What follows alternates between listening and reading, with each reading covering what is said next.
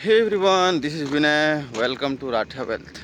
ठीक है, फ़िलहाल हम हैं कोयले के खदान में। बाकी टॉपिक ये नहीं था, फ़िलहाल बताना था कि म्यूचुअल फ़ंड क्यों स्टार्ट करना चाहिए। ठीक है, म्यूचुअल फ़ंड स्टार्ट करना ज़रूरी नहीं है। देखो, सबसे पहली बात तो अगर आप कमाते हो चाहे नहीं कमाते हो, आप लोगों को सेविंग स्टार्ट कर देना चाहिए। क्योंकि अभी मैं लगभग 30 ईयर्स के आसपास में हूँ। मुझे अब लगता है कि कम से कम 5-7 साल पहले अगर मुझे पता होता कि सेविंग नाम का चीज़ होता है, कुछ सेविंग और इन्वेस्टिंग, तो स्टार्ट कर दिया रहता है। ठीक है, जैसे बैंक में होता है उसको बोलते हैं एफडी, और उसको अगर मंथली जमा करते हो, मंथली करवाते हो, तो उसको बोलते हैं आरडी, रिकरिंग डिपॉजिट। ठीक है, तो अगर आपको मंथली मंथली सेविंग करने का इच्छा है तो आप आरडी कर सकते हो बैंक में। म्यूचुअल फंड नहीं बोल रहा हूँ, बैंक में। ठीक है, क्योंकि सेविंग का आदत आपको बनाना पड़ेगा।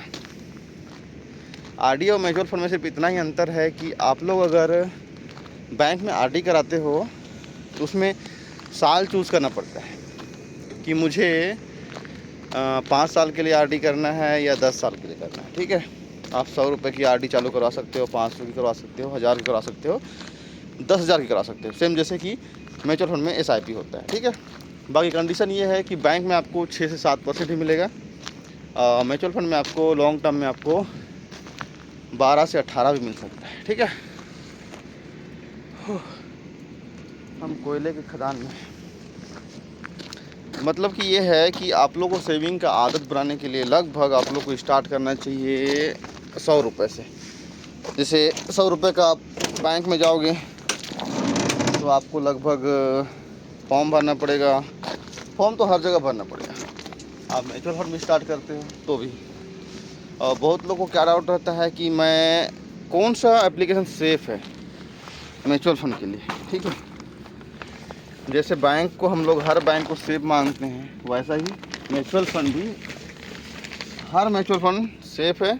और हर म्यूचुअल फंड में इन्वेस्ट कराने वाला जो होता है ना, क्या बोलते हैं, एप्लीकेशन, सब सेम है, कोई दिक्कत नहीं है। बहुत लोग को मैं राय देता हूँ कि आप लोग एसेट प्लस में करो, क्योंकि मैं एसेट प्लस में काम कर रहा हूँ। ठीक है, यहाँ पे हम लोग का एमएफडी लोगों के लिए एसेट प्लस ही सजेस्ट किया जाता है, क्योंकि ये बेस्ट है, जहाँ पे हम लोग आप लोग गाइड कर सकते हैं।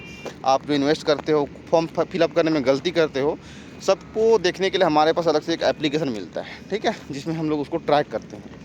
और म्यूचुअल फंड इतना सेफ़ होता है कि ये पैसा कभी भी एप्लीकेशन के पास नहीं रहता है, ना ही हमारे पास जमा होता है, ना ही एप्लीकेशन के पास में, जैसे कि ग्रो के पास भी पैसा नहीं रहता है, ना ही एसेट प्लस के पास में, ना ही एंजल वन के पास। ठीक है, आपका पैसा जो आप म्यूचुअल फंड लेते हो उसी में चले जाता है। एग्जाम्पल के लिए समझो, अगर आप फ़ोन पे चलाते हो, आपका सेंट्रल का अकाउंट है, अपने दोस्त को भेजते हो, फ़ोन पे करते हो 100 रुपये 200 रुपये, तो पैसा उसके फ़ोन पे में जाता है या उसके अकाउंट नंबर में जाता है, आपको पता भी नहीं है कि वो कौन सा बैंक अकाउंट चलाता है, लेकिन आप उसको फ़ोन पे करते हो तो उसके अकाउंट में चले जाता है। भले स्टेट बैंक का रहे, सेंट्रल का रहे या पंजाब का रहे, आपका भले ही छत्तीसगढ़ ग्रामीण बैंक का रहे, लेकिन उसके अकाउंट में ट्रांसफ़र हो जाता है। किसके थ्रू? फ़ोन पे। लेकिन पैसा फ़ोन पे पास नहीं रहता है, ना ही हमारे फ़ोन पे में पैसा रहता है हमारा, और ना ही उसके फ़ोन पे में रहता है। सेम चीज़ है म्यूचुअल फंड कि आप इन्वेस्टमेंट किसी भी एप्लीकेशन में करो, अगर आपने एचडीएफसी का म्यूचुअल फंड लिया है तो पैसा एचडीएफसी के म्यूचुअल फंड में ही जाएगा, और निकलेगा तो डायरेक्ट वहाँ से आपके अकाउंट में आएगा, ना कि वहाँ से एप्लीकेशन में आएगा, फिर एप्लीकेशन से आपके पास आएगा। ऐसा भी नहीं होता है। ठीक है, तो कभी भी इस भ्रम में मत रहना कि म्यूचुअल फंड स्टार्ट करेंगे तो क्या हमारे पैसे डूब जाएंगे। नहीं, आप करोड़ों डाल दो, अरबों रुपये डाल दो, कोई दिक्कत नहीं है। ठीक है, म्यूचुअल फंड आज तक बंद नहीं हुआ है, और बंद हुआ भी है, एक दो हुआ है, जो कि उसमें क्या करते हैं कि जो फंड बंद होता है उस पैसे को किसी दूसरे फंड में ट्रांसफ़र कर दिया जाता है। ये नहीं कि वो फंड अगर डूब गया तो आपके पैसे डूब गए, फंड नहीं डूबता। फंड सिर्फ अपना काम बंद करते हैं कि हमारा अर्निंग कम हो रहा है, हम लोग ग्राहक नहीं ले पा रहे हैं, तो जो भी हमारे पास इन्वेस्टमेंट है उसको दूसरे फंड में आप ले लीजिए, ट्रांसफ़र करा दीजिए, जिसको सेबी गवर्नमेंट हैंडल करेगा, एमपी करेगा, associated mutual fund of India करेगा। ठीक है, इसमें कोई दिक्कत नहीं है।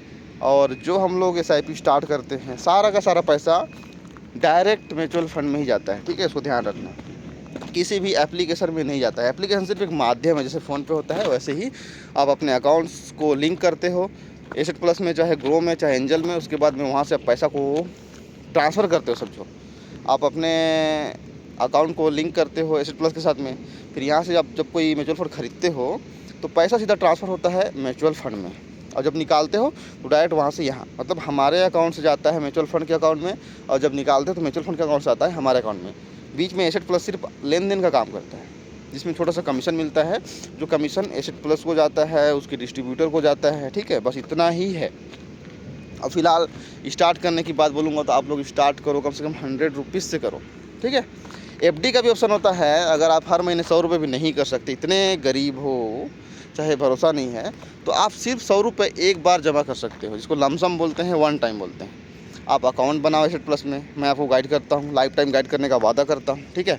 उसमें आप सिर्फ 100 रुपये डालो, SIP मत करो, और 100 रुपये को 5 साल तक आप देखो कि आपका 100 रुपये 5 साल में कितना रुपये बना, उसके बाद स्टार्ट करना आगे की जर्नी। फिलहाल 100 रुपये डाल के ही चेक करो, ठीक है। और आपको इन्वेस्टिंग करना ही है, म्यूचुअल फंड में भरोसा नहीं हो रहा है, तो आप लोग अपने बैंक जाओ। हर बैंक में RD होता है, रिकरिंग डिपॉजिट बोलते हैं, जिसको मंथली जमा करना होता है। हर महीने आप 100 रुपये की RD करवा लो, 500 करा लो।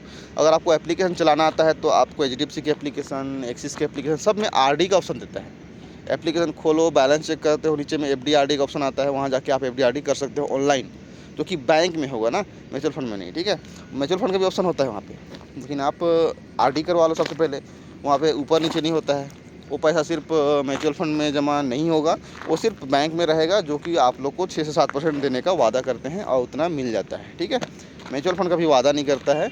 कुछ फ़ंड हैं जैसे कि डेब्ट फंड हैं, और कुछ सेविंग फ़ंड हैं, जो कि आपको 6 से 7% ही देगा, उसका वादा करता है कि हम लोग 6 से 7% ही देंगे, जैसा FD में मिलता है वैसा यहाँ भी मिलेगा। लेकिन जो बड़े फंड होते हैं, जो इक्विटी फंड बोलते हैं जिसको, वहाँ पे आप लोग को गारंटी नहीं रहता है कि आपको 1 साल में 12% दे ही देंगे। आप लगभग 5 साल इन्वेस्ट करो, आपको 12 से 15 के बीच में आप लोग को मिल जाएगा, 12 से 15 के बीच में।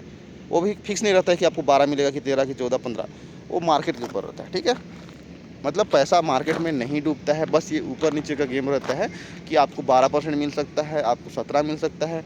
और अभी जो पिछले 3 साल में मार्केट इतना अच्छा किया है कि 3 साल में पैसे कितना मिला है, पर एक साल का 22%, 27%।